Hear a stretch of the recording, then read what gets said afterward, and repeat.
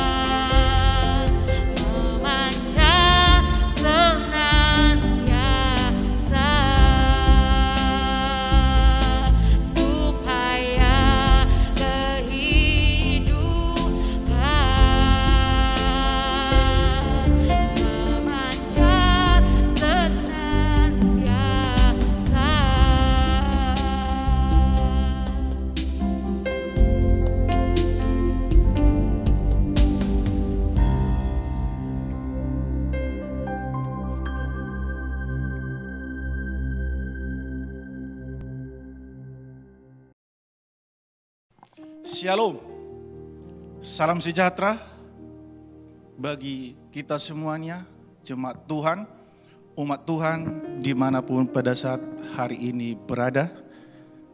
Kita sangat bersyukur kepada Tuhan bahwa kita sampai pada saat detik ini boleh mendengarkan firman Tuhan. Bahkan kita juga harus mengucap syukur di mana atas pemeliharaan penyertaan Tuhan, akhirnya kita boleh sama-sama untuk beribadah pada saat hari ini.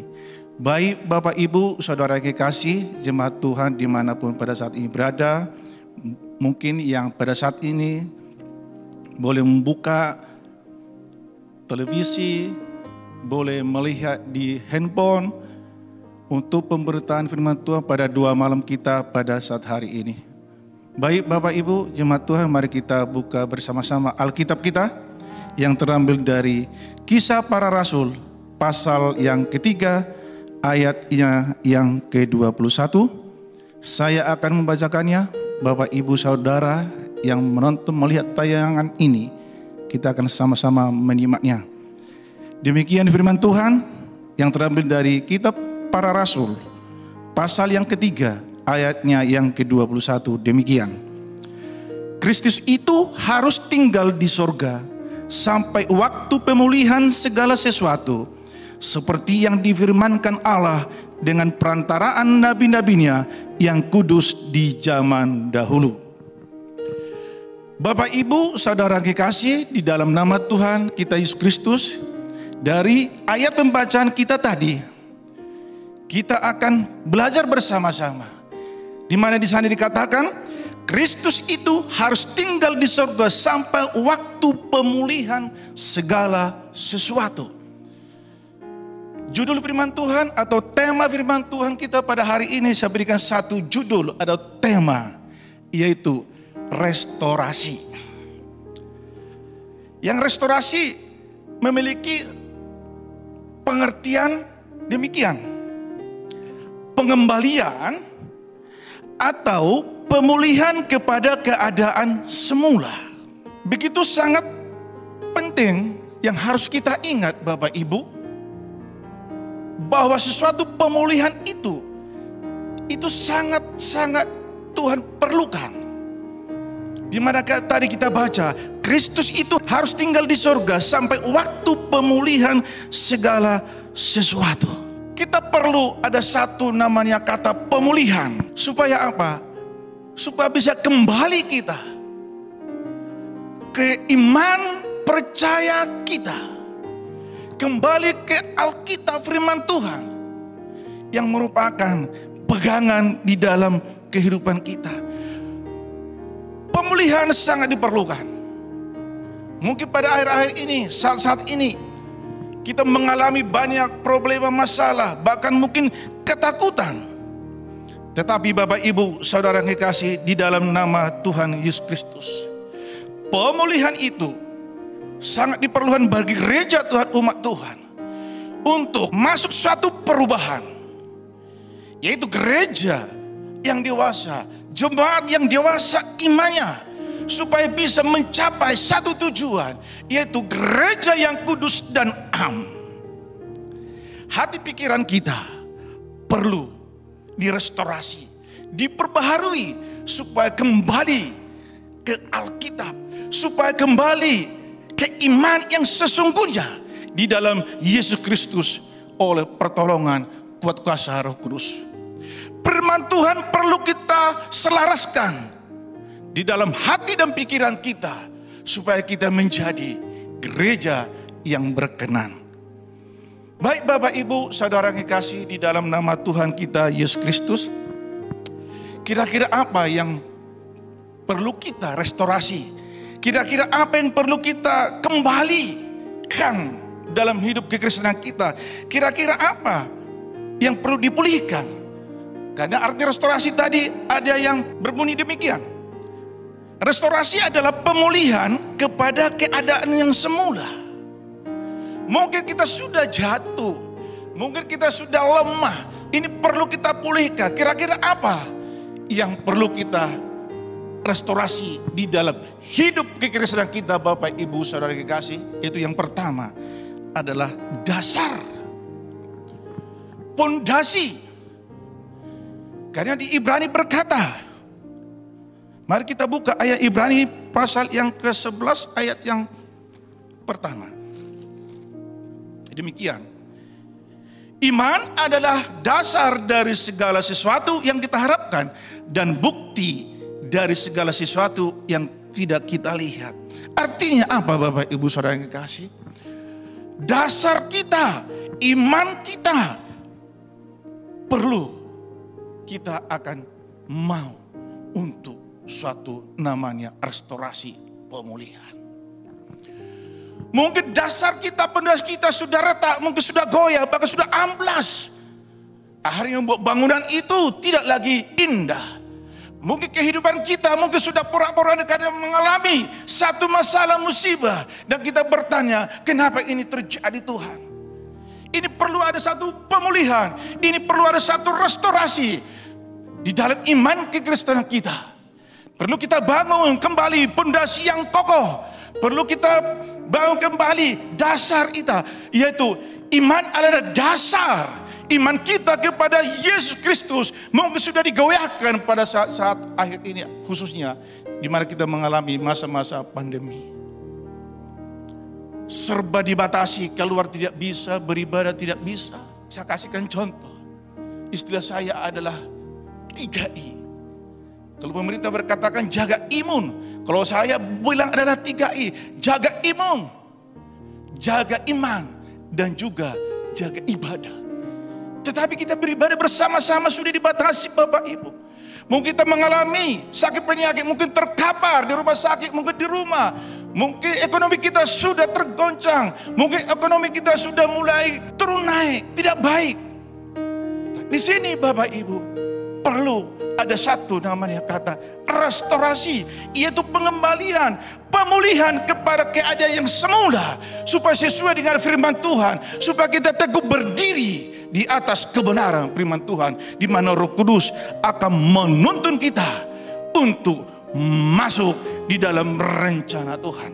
Itu yang pertama, Bapak Ibu. Kita lihat di Yudas 1 pasal yang pertama ayat yang ke-20, demikian bunyinya. Akan tetapi kamu, saudara-saudaraku yang kekasih, bangunlah dirimu sendiri di atas dasar imanmu yang paling suci dan berdoa dalam Roh Kudus. Di sini dikatakan di kitab suratan Yudas, Bapak Ibu, dikatakan akan tetapi kamu, saudara-saudaraku kekasih, bangunlah dirimu di atas dasar imanmu yang paling suci.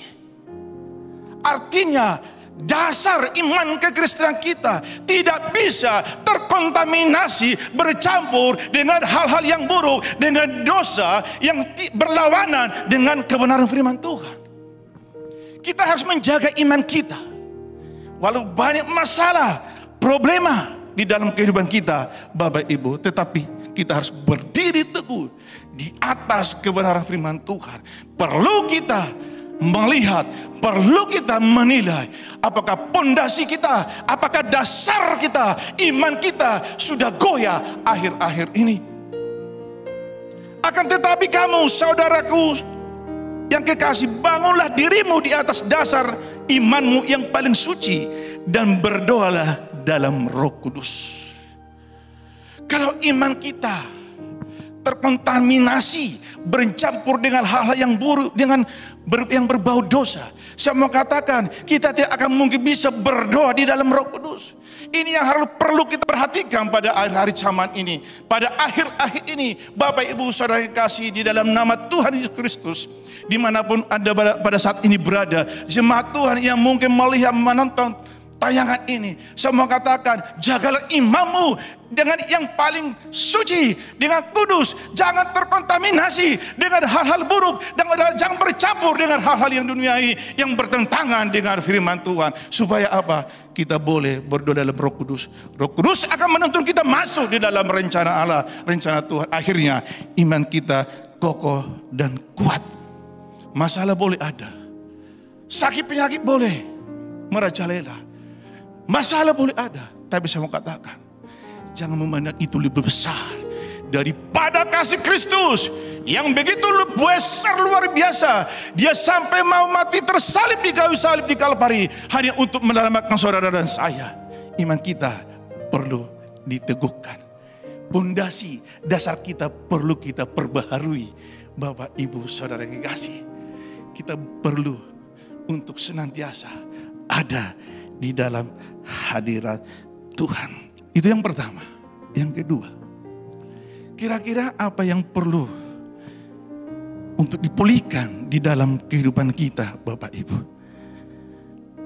Yaitu kesehatan. Kita buka kitab Roma pasal 12 ayat yang 16.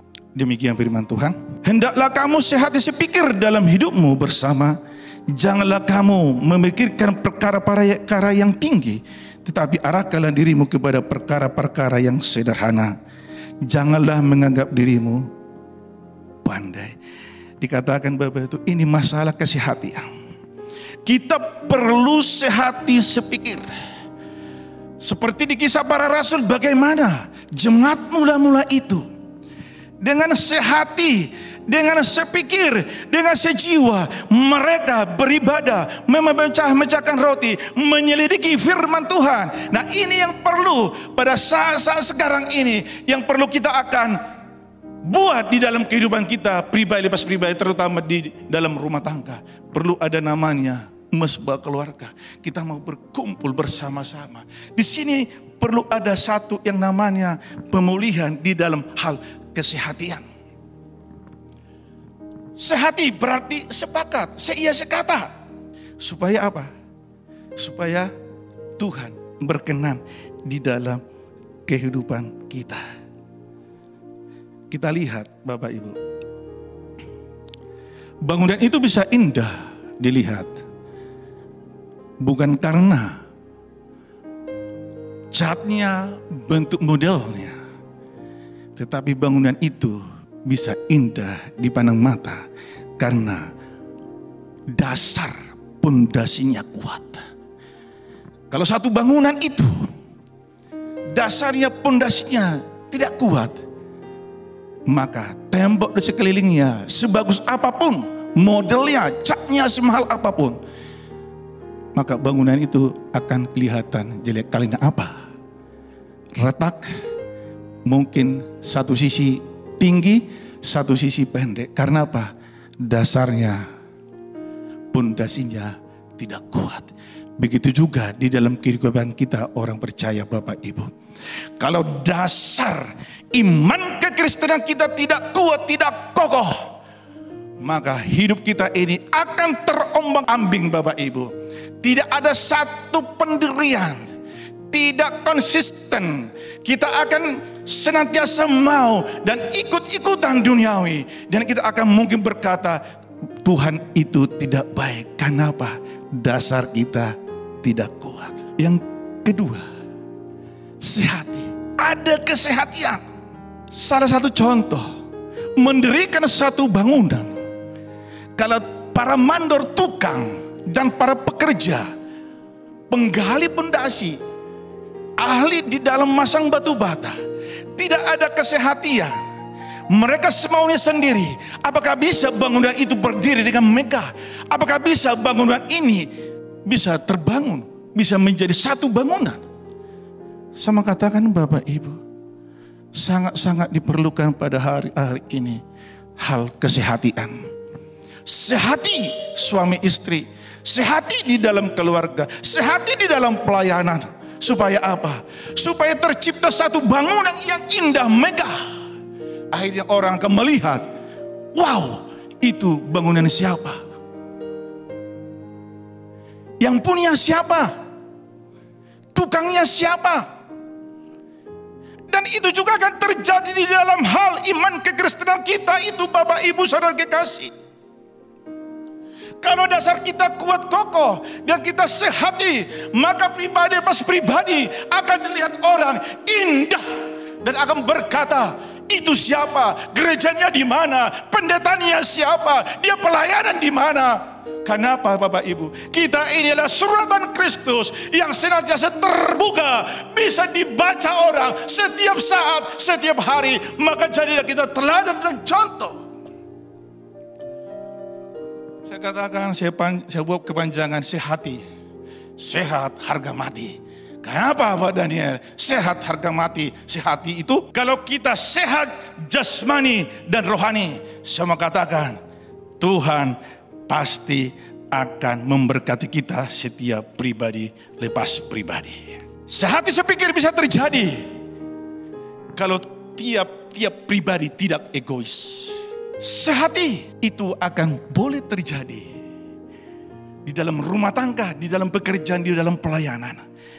Kalau kita sudah mau menerima apa adanya, artinya kita harus bisa berdamai dulu dengan diri kita sendiri. Setiap pribadi siapapun, dari keluarga manapun, dari status sosial apapun, kalau dia belum bisa berdamai dengan dirinya sendiri, masih memegang egois, masih mementingkan dirinya sendiri, sama kata susah dan sulit untuk diajak untuk sehati. Baik itu suami, istri, anak, dimanapun. Kata yang berkata sehati harus dihilangkan dulu egoisnya. Kita mau menerima apa adanya, berdamai dengan diri sendiri. Mau kita bertanya, Tuhan kenapa seperti ini? Tuhan saya sudah pelayanan, Tuhan saya sudah berbuat ini kepada keluargaku. Sama katakan, di saat kita bertanya itu, berarti kita sudah tidak percaya lagi kepada Tuhan. Karena apa? Hidup kita ini Bapak Ibu sudah ada yang mengatur. Tuh yang berkata, sehelai rambut kita pun tidak akan jatuh ke bumi. Sehelai rambut kita pun tidak akan jatuh ke tanah tanpa seizin Allah. Tanpa seizin Tuhan tidak akan mungkin sehelai rambut kita jatuh. Hidup kita, hidup umat-umat Tuhan, anak Tuhan, hamba Tuhan, gereja Tuhan, sudah ada yang mengatur. Kita tidak perlu bertanya kenapa, kenapa. Hilangkan pertanyaan itu. Tetapi kita mau berkata, aku percaya dan mau melakukan firman Tuhan, dan Roh Kudus akan menuntun kita. Di saat iman percaya kita luaskan Bapak Ibu saudara yang kasih, disitulah Roh Kudus akan menuntun kita. Di saat hati kita jaga dengan segala kewaspadaan, maka dari situ terpancar kehidupan. Amsal 4:23 berkata, jagalah hatimu dengan segala kewaspadaan, karena dari situlah terpancar kehidupan. Bapak Ibu saudara yang kasih, kesehatan terjaga. Pertama-tama, kalau seorang pribadi berdamai, sudah bisa berdamai dengan diri sendiri. Dan yang kedua, menerima apa adanya. Menerima apa adanya adalah esensi euforia sejati. Itu yang kedua. Yang ketiga, mensiarkan. Saya buka di Kamus Bahasa Indonesia, mensiarkan itu punya ada satu pengertian kata lain, yaitu mengembangkan. Bapak Ibu saudara kekasih, kita perlu mengembangkan paradigma kita, pola pikir kita kepada firman Tuhan, supaya kita ini bisa menjawab, mengantisipasi setiap pengajaran-pengajaran, pertanyaan-pertanyaan yang pada akhir-akhir zaman ini sudah banyak yang membelokkan, menyimpang dari kebenaran firman Tuhan. Perlu kita mengembangkan. Supaya apa? Mengembangkan firman Tuhan yang dituntut dengan Roh Kudus. Supaya apa Bapak Ibu? Supaya pola surga itu boleh nyata di dalam kehidupan kita pribadi lepas pribadi. Mengembangkan. Pengertian yang lainnya, menyebarkan, memberitakan Apa yang perlu kita sebarkan? Apa yang kita perlu beritakan? Bukan hanya sibuk menyebarkan, memberitakan hoaks-hoaks yang tidak bisa dipertanggungjawabkan, yang membuat orang merasa menjadi khawatir dan takut. Pada akhir-akhir ini kita lihat di handphone, di WA, di Facebook, di IG, masalah COVID, masalah kematian, ketakutan. Tetapi coba kita mau merubah itu. Kita kembangkan dulu pola pikir kita kepada firman Tuhan, supaya pola surgawi itu nyata dalam kehidupan kita. Untuk itu Bapak Ibu Saudara yang kasih, mari kita sebarkan, beritakan Injil kebenaran. Ini adalah Injil kesukaan. Ini akan membawa menyelamatkan banyak orang untuk bertobat dan mengaku bahwa Yesus adalah Tuhan. Kita ini adalah terang dan garam. Kita harus fungsikan terang itu dan garam. Ingat Bapak Ibu, dimanapun Anda pada saat ini berada, kegelapan itu tidak akan mampu untuk menghancurkan terang. Setitik terang itu akan bisa menghancurkan kegelapan yang besar. Dan garam, kalau tidak ada garam, semua makanan akan tawar. Kalau kita tidak bisa memberikan garam kepada pribadi-pribadi, saudara-saudara jemaat Tuhan kita yang akhir-akhir ini mungkin sudah mulai tawar hati, dasar iman kekristenan itu sudah goyah, pondasinya mungkin sudah retak, bahkan sudah ambas karena situasi dan kondisi pada akhir-akhir ini. Bapak, itu kita perlu untuk sehati. Kita perlu untuk mengembangkan, kita perlu untuk menyebarkan, memberitakan Injil, menguatkan iman-iman saudara kita. Mungkin yang pada hari ini mungkin digoncang oleh keadaan situasi yang melanda kehidupan pribadi lepas pribadi. Mensiarkan, mengembangkan, menyebarkan, memberitakan. Mensiarkan apa lagi? Menyaksikan. Kita perlu Bapak Ibu tidak tinggal diam, tetapi kita perlu untuk menyaksikan, bersaksi bagaimana Tuhan sudah menolong, bagaimana Tuhan sudah berkarya di dalam kehidupan kita pribadi pas pribadi. Haleluya. Bapak Ibu saudara yang kasih di dalam nama Tuhan. Tuhan ingin semua orang mengalami pemulihan dalam hidupnya. Secara mental, emosional, dan juga spiritual. Bapak Ibu saudara yang kasih, kalau dasar bangunan itu kokoh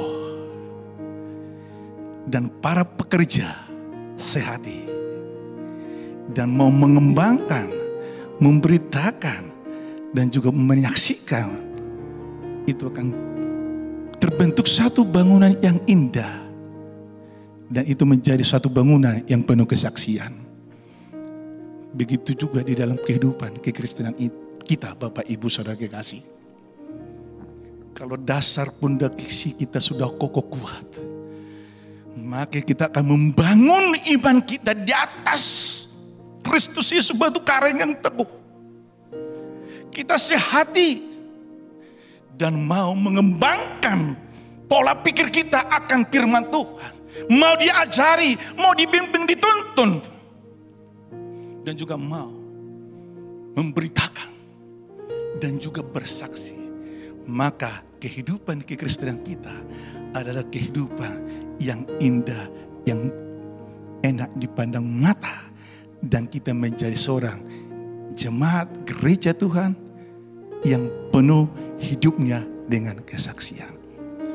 Kalau dasar kita kuat, pondasi kita kokoh, kita sehati dan mau mensiarkan, artinya mensiarkan, mengembangkan, memberitakan, menyebarkan, dan juga mau bersaksi, maka hidup kita akan menjadi berdampak. Hidup kita akan menjadi berkat. Maka orang lain akan melihat kemuliaan Kristus Yesus ada di dalam setiap pribadi lepas pribadi. Saya akhiri, Bapak Ibu Saudara kekasih, kesempurnaan adalah pemulihan manusia ke kondisi kekudusan dari mana ia jatuh. Dengan menciptakannya kembali dalam Kristus Yesus dan mengembalikan kepadanya gambar dan rupa Allah yang telah hilang. Saya ulang Bapak Ibu. Kesempurnaan adalah pemulihan manusia ke kondisi kekudusan dari mana ia jatuh dengan menciptakannya kembali dalam Kristus Yesus dan mengembalikan kepadanya gambar dan rupa Allah yang hilang. Firman Tuhan, jak saya perpanjang Bapak Ibu saudara yang kasih, biarlah kita boleh menyimak, boleh kita sama-sama untuk melakukannya. Tidak perlu khawatir, tidak perlu ragu akan hidup ini, tidak perlu bertanya-tanya lagi. Karena apa? Sudah ada yang ngatur. Tuhan Yesus Kristus sudah mengatur itu semuanya di dalam gereja Tuhan. Setiap pribadi pas pribadi ada yang atur. Puji Tuhan, Tuhan memberkati.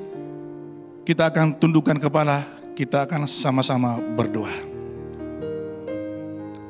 Bapa kami di dalam kerajaan surga, kami mengucap syukur pada saat hari ini, di mana Tuhan memberikan kesempatan kepada kami untuk mendengarkan firman-Mu.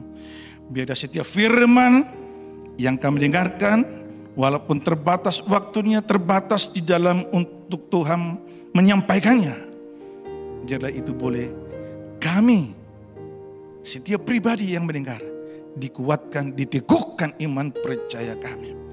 Dan pada saat ini Bapa, kami mohon belas kasihan. Kami berdoa secara khusus untuk negara Indonesia kami tercinta ini. Engkau pulihkan keadaan politik, ekonomi, sosial negara bangsa Indonesia ini Bapa. Bahkan pada saat-saat ini mengalami begitu banyak tantangan, cobaan di hal ekonomi, bahkan Tuhan pandemi COVID ini masih berlanjut, masih merajalela. Kami berdoa di dalam nama Yesus, biarlah darah Yesus menghancurkan. Berbelas kasihanlah Engkau Tuhan untuk melihat keadaan gerejamu di negara kami Indonesia tercinta ini. Bahkan pada saat ini kami juga berdoa untuk hamba-hambamu, sidang jemaatmu yang mungkin pada saat ini sedang terbaring di rumah sakit, terbaring di rumah oleh keadaan situasi, bahkan sakit penyakit apapun, bahkan itu penyakit COVID-19, Corona, di dalam nama Yesus kami sehati, kami sepakat, kami berdoa pada saat hari ini dari tempat ini di dalam nama Tuhan kami Yesus Kristus. Biar darah Yesus menghancurkan setiap kuasa-kuasa kegelapan, roh-roh sakit penyakit itu. Maka sidang jemaatmu, hamba-hambamu, di mana mereka pada saat ini berseru memanggil nama Yesus Tuhan kami, Tuhan tolong, Tuhan sembuhkan. Di dalam nama Yesus kami berdoa, terjadilah. Biarlah Tuhan sidang jemaat menjadi sidang jemaat, gerejamu menjadi gereja yang penuh kesaksian, menyaksikan bagaimana pertolongan Tuhan, bagaimana Tuhan berkarya bekerja di dalam kehidupan kami pribadi pas pribadi. Jadikan kami menjadi saksi alatmu Tuhan. Biar kami senantiasa mau mengabarkan, menyebarkan Injil kebenaran ini, supaya sesuai dengan amanat agama, supaya kami boleh pergi memberitakan Injil sampai ke ujung dunia. Kami percaya Engkau akan menyertai kami sampai kesudahan zaman. Itu janjimu Bapa. Terima kasih Bapa. Terpuji-puji namamu kekal sampai selama-lamanya. Firman yang sudah kami dengarkan, taruhkan di dalam hati kami Tuhan, biar menjadi rema. Di dalam nama Bapa, Putra Roh Kudus kami berdoa. Haleluya. Mari Bapak Ibu kita angkat tangan kita bersama-sama. Kita akan akhiri firman Tuhan. Biarlah berkat Bapa di surga, serta cinta kasih daripada Tuhan kami Yesus Kristus, dengan persekutuan Roh Kudus yang akan menyertai kehidupan kami hari ini, besok, sampai selama-lamanya. Maranatha sudah datang kali yang kedua. Di dalam nama Tuhan kami Yesus Kristus, kami berdua mengucap syukur. Haleluya. Amin. Baik Bapak Ibu saudara yang kasih, demikian firman Tuhan. Biarlah iman kita hari-hari ini tetap diteguhkan, jaga dasar iman kekristenan kita. Kita boleh sehati baik di rumah tangga, dimanapun, di pelayanan, dan juga kita mau untuk mensiarkan kebenaran-kebenaran yang sesuai dengan firman Tuhan. Tuhan Yesus berkati. Shalom. Selamat bertemu kembali. Haleluya. Amin.